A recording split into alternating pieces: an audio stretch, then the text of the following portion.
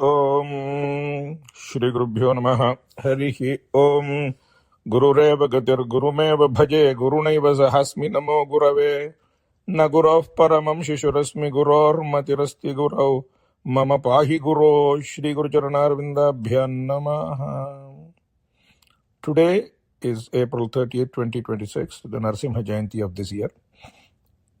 I would be working on a small shlokam of Narasimha.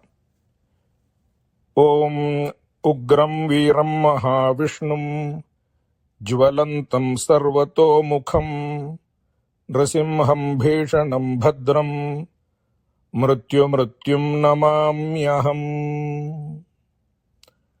This is a shloka whose origin is unknown, apaurushaya. We don't know the author.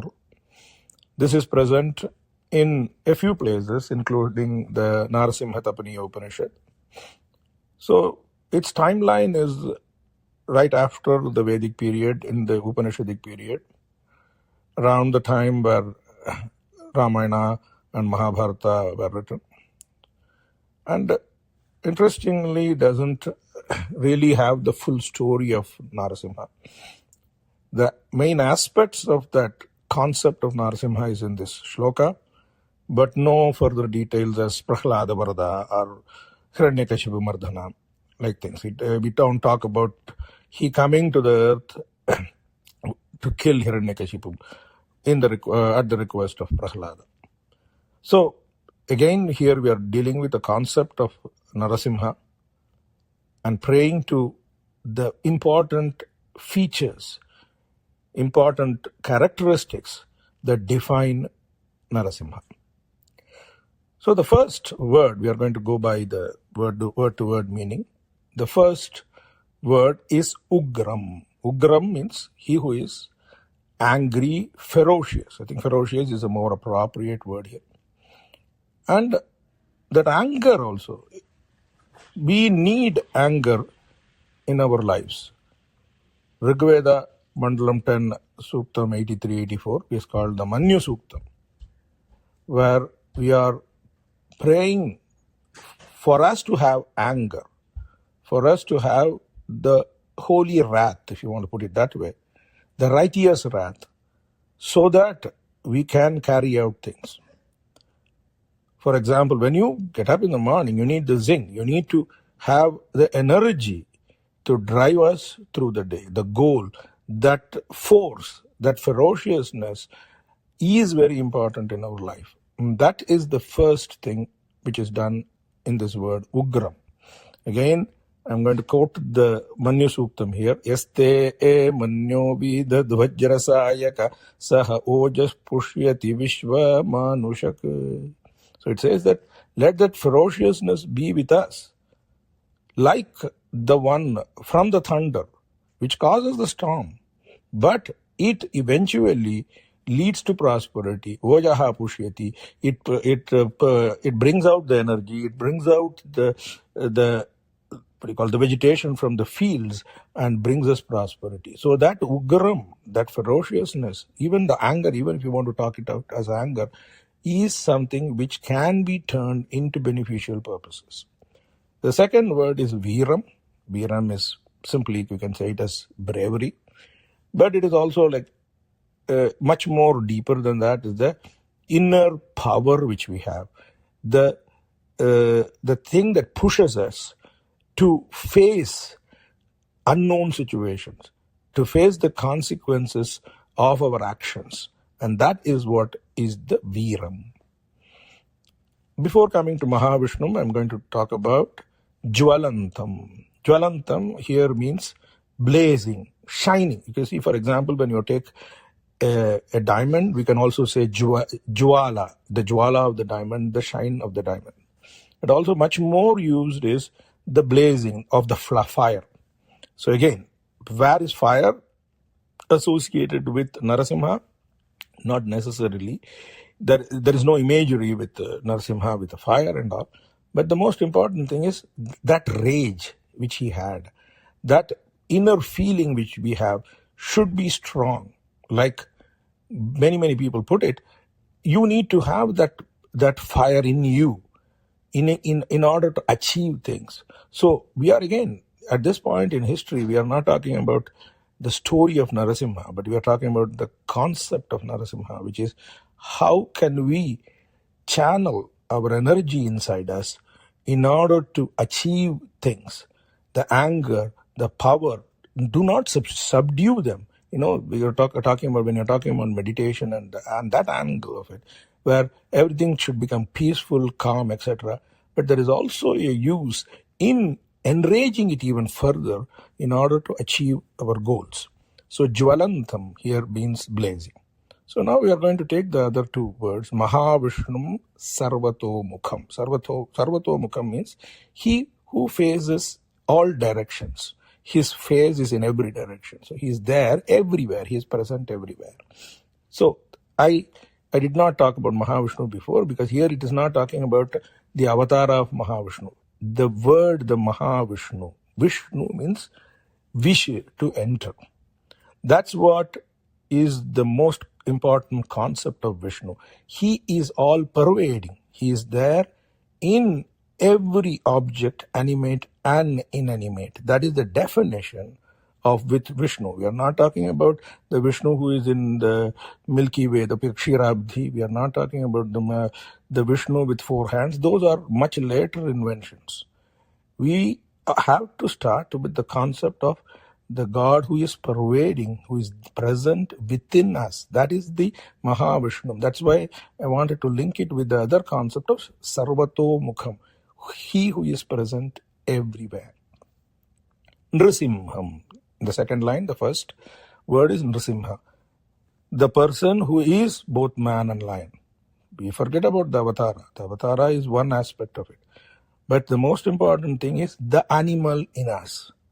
We need the animal in us to achieve things. That is the most important concept of this shloka. Again, go back. This was written in the period of Upanishads, where the story of Narasimha, the story of Prahlada had not been formed yet.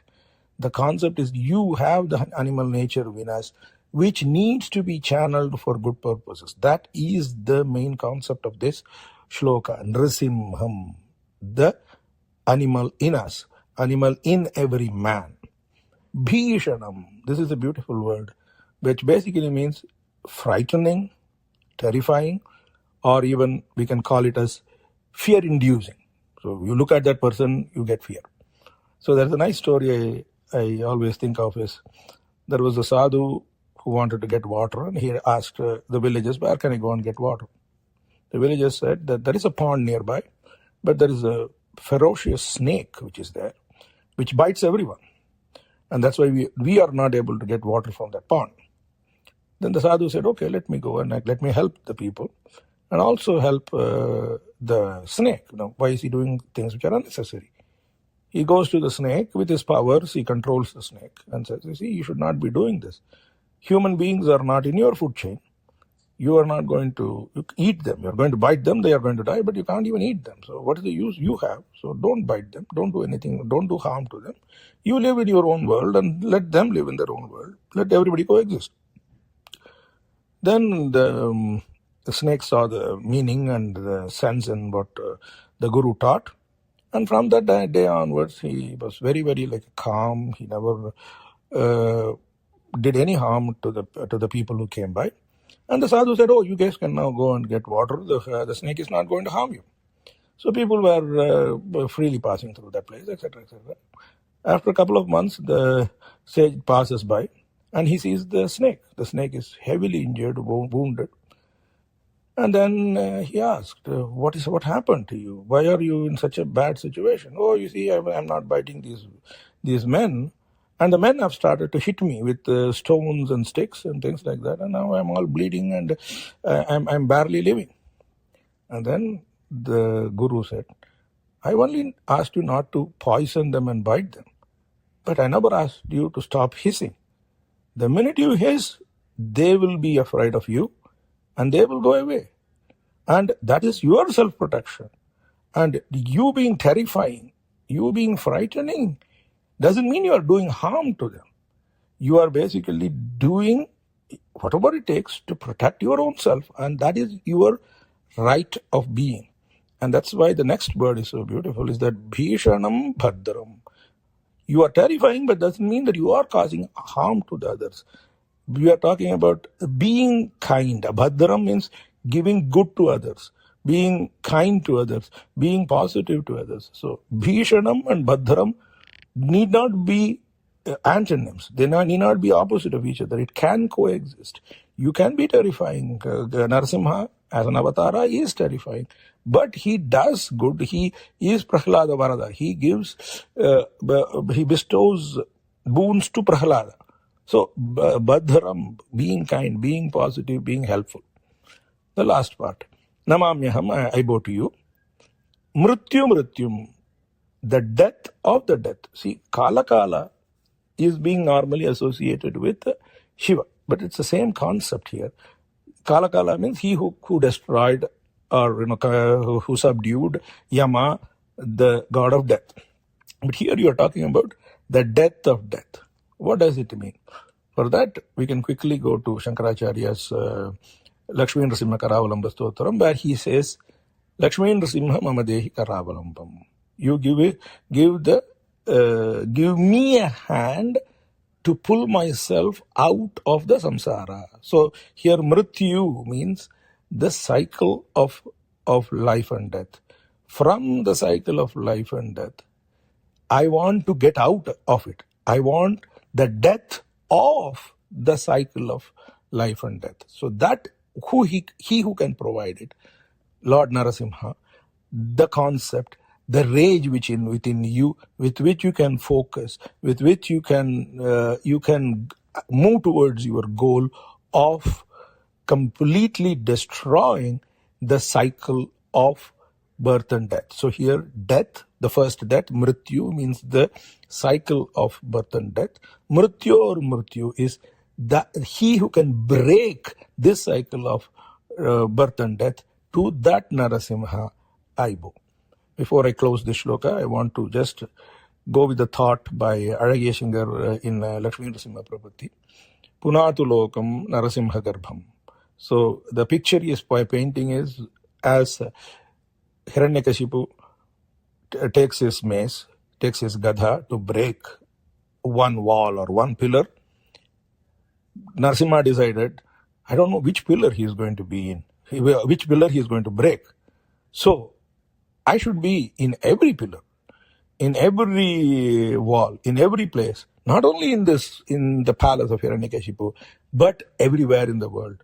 So, Azhageshinger in Lakshmi Nrisimha Prabhati, he says, think of Narasimha being hidden in the garbha, in the womb of every object in this world. He's standing there to come out to bless you. So, happy Narasimha Jayanti for all of you. Om Namo Narayanaya.